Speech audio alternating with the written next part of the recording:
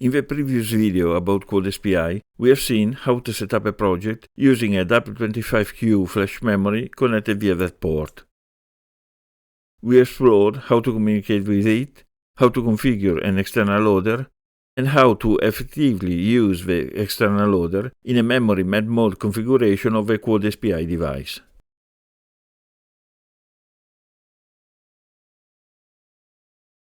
Setting a proper buffer, QuadSPI can access data on the external flash, reading up to 1 byte each 2 SPI clock cycles, and up to 1 byte per clock cycle if QuadSPI is in a dual flash configuration. But we have seen also something strange. Data transfer speed appears to have a limit. Even if both the microcontroller and flash seem to be able to work up to 100 MHz and beyond, rising the QuadSPI clock above 10 MHz or about, data transfer speed seems to not increase, with a limit of about 13-14 milliseconds needed to read 64 KB of data from flash, a limit that appears to be insurmountable. Now, 30 milliseconds for 64 KB means a data transfer of about 40 megabits per second in a single flash configuration. That is quite good for many applications. But can we go over it? That is what we will test here, and we will see that, enabling MDMA on QuadSPI, we can easily reach nearly a 10 times faster data transfer. And we will see also that tailoring MDMA configuration to the specific project needs, we can easily come close to the datasheet transfer speed limit of the devices involved. Let's go testing MDMA on QuadSPI.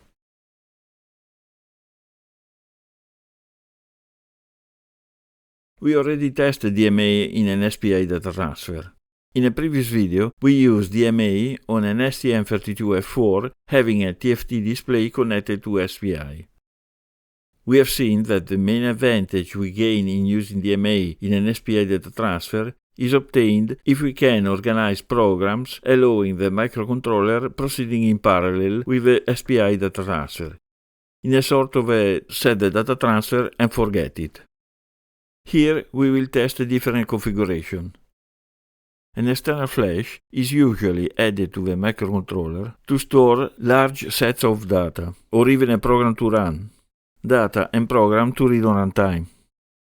Unless we use RTOS systems, and anyway we carefully plan tasks and functions organization, we start reading data just when we need it, hanging the microcontroller until the data transfer from flash is completed. There is no parallelism between the data transfer and the program execution. Anyway, we see that the architecture of the microcontroller, here is the H750 I was using in the last video about QuadSPI,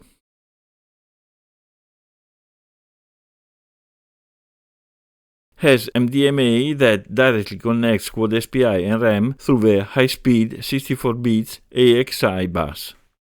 This should allow a faster communication handling compared to what the microcontroller has to directly perform in a polymode communication. Let's try to enable it.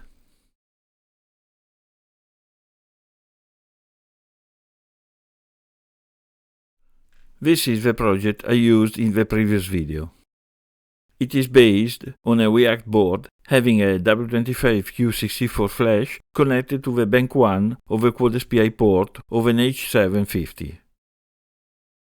Microcontroller clock is set to 400 MHz. QuadSPI input clock is set to 100 MHz.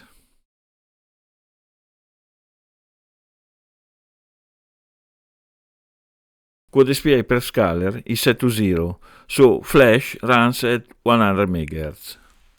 By the way, this is not exactly the board I was using in the previous video. That one didn't work setting 100 MHz to the SPI communication. I replaced it, and this board does it. I have plenty of boards having pins, components, devices that got somehow fired in my tests. Let's see how long this one will last. So, about MDMA enabling, first of all, on QuadSPI configuration, I increase the FIFO threshold. We will test data transfer on large and very large set of data, up to 64 kilobytes, so I raise the threshold to the highest value available. Keep unchanged all the other parameters. Now go to System Core MDMA. Under the JPEG QuadSPI tag, click to add a channel. This is the only one channel I will use in our test, so you can leave a default value on channel selection and priority. Set the buffer length to 32, as same as the threshold size selected on the QuadSPI port. That's enough for our test. Go to NVIC and enable the QuadSPI global interrupt. OK, all the other configuration parameters as per what I said in the previous video. I just remember here that other than the QuadSPI handling flash and now MDMA, I configured Tin2 to measure time on a microsecond base.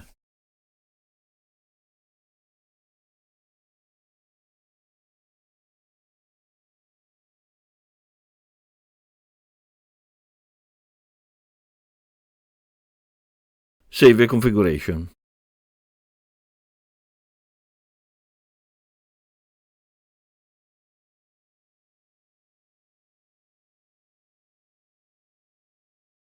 Now I add to the project the library I get from my GitHub page.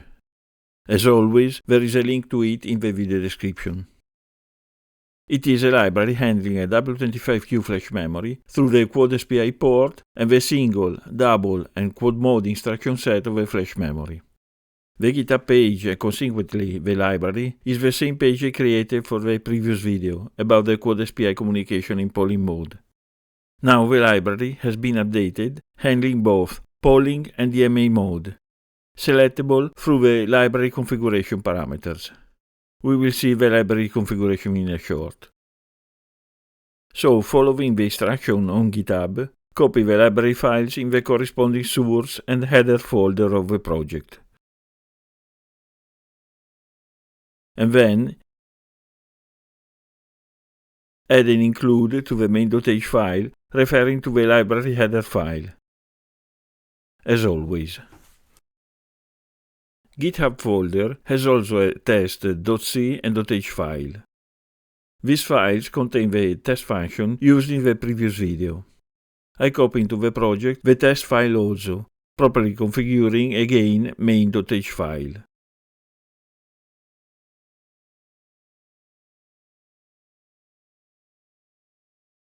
So I have the same project, the same library, and the same testing function used previously. The only difference is that now we enable MDMA on QuadSPI, and now the library can use it. Will use it. You probably already noted also that, as same as in the previous video, here I haven't enabled any cache on the microcontroller. I just want to see the performance of the communication in polling mode and through MDMA. Before running the tests, let's quickly see how the library works. On top of the .h file, there is a library configuration area. Enabling, disabling, and defining the value of a set of macro, you can set the library behavior. Here, for instance, you can select the option to work either in polling mode or DMA. Indeed, in any library function, let me show you a simple one, the one reading the SFPD record, for instance. In any function, we have the communication split in two sets of instructions. One set handling the communication via DMA, the other one in polling mode, as we have seen previously. The configuration macro in the .h file enables either the first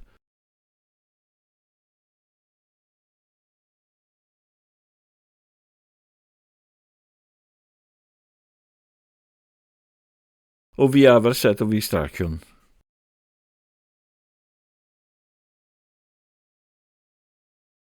Having enabled interrupt on CubeMX, DMA communication triggers callback functions on communication complete.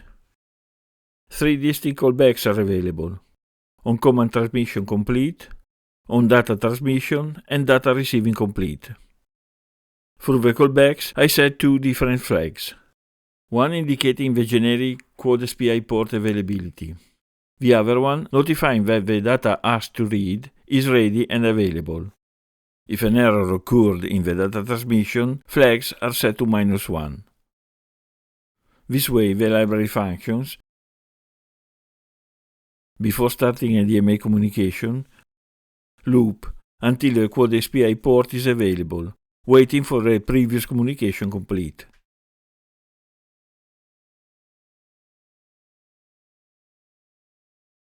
But that control is not enough reading data via DMA.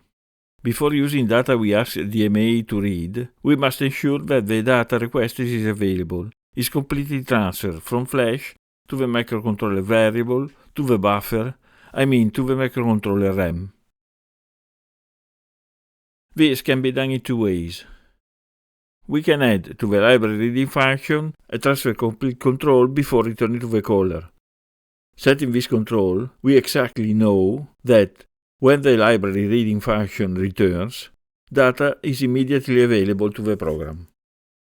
On the other hand, we could return from the reading function as soon as DMA started, allowing the microcontroller proceeding running the program while DMA receives data, having this way an overall better performance. The consequence is that before using the data we ask DMA to read, we need to check that the data is fully available. To perform this control, I added two functions to the library. Is data available returns the status of the last reading transmission. Verifying that the transmission has completed, we know that data is available. Wait for data available loops until the transmission completes. Through these two functions, I made configurable the library, making, as I said, the reading function either waiting for the data receiving completes or immediately returning. Here in my test, I want to exactly see the performance in data transfer, so I set the library to hang until the transfer completes, as we did in the previous video, testing the polling mode. I will detect timing directly comparable. In your project, you could let run DMA in parallel to the microcontroller, having the performance improved by your software organization. So here, the test functions work exactly as same as in polling mode. The differences in time detected, if any, will be due just to the difference in handling QuadSPI data transfer either through the microcontroller core or through DMA. No other optimization enabled in test. Running the test, I collected timing data. Let's see the result.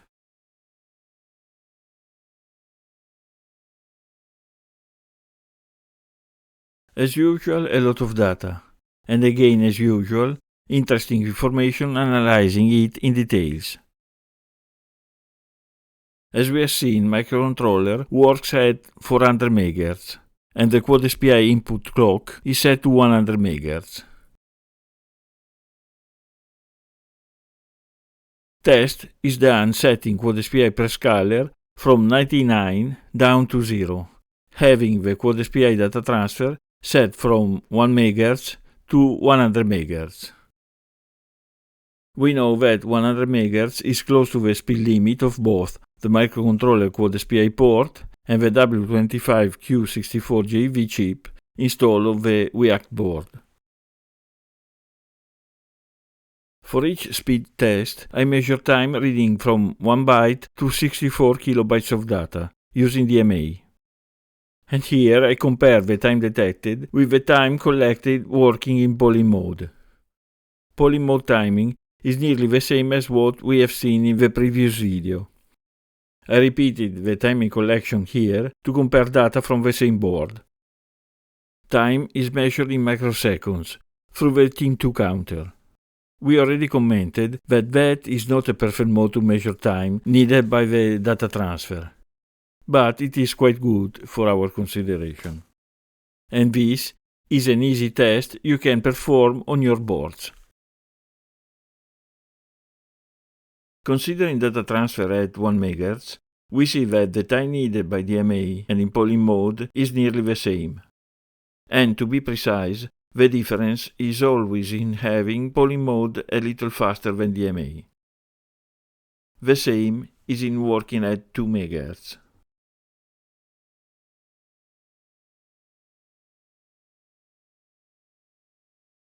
We can see that polling mode is always faster than DMA, also in transferring small data. Maybe you remember that we have already seen that in a standard SPI data transfer or NF4 microcontroller. DMA needs to be, let's say, turned on by the microcontroller, and this needs time. Moving a small amount of data, we don't see advantages in using DMA. So, this is the area where moving data in polling mode is faster than using DMA. There is a small difference between polling mode and DMA, but polling mode wins. But now, the interesting part of the data table. We have already seen that in polling mode, we reach a limit in transfer time at about 10 MHz. Above that speed, data transfer time will not decrease.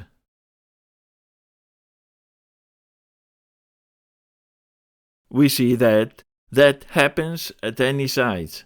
Above 10 MHz, polling mode QuadSPI transfer time is constant. That is not the same enabling MDMA. Let's consider 16 and 64 kilobyte dataset. At 2 MHz, we have seen that polling mode is faster of about 3-4 microseconds. But starting from 4 MHz, DMA becomes faster, and transfer time halves anytime we double QuadSPI clock to 20, 33, 50, and even up to 100 MHz. Here, DMA is about 20 times faster than polling mode.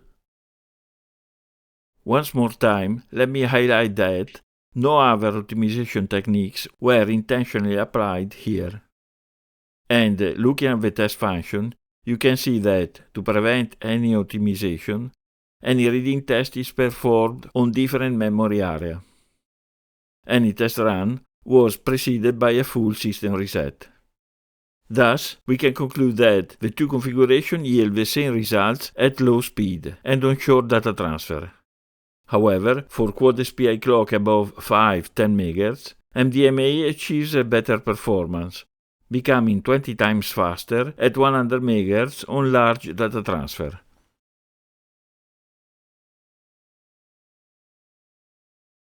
What about memory map? We have already seen in the previous video how to set up it in CubeMX configuration of a memory manager.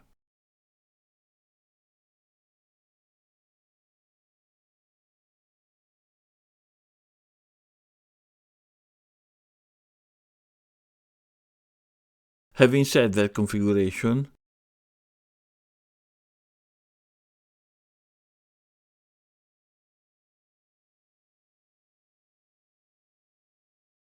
on the microcontroller reset, QuadSPI starts working in indirect mode. Memory map mode is enabled by a proper half function call.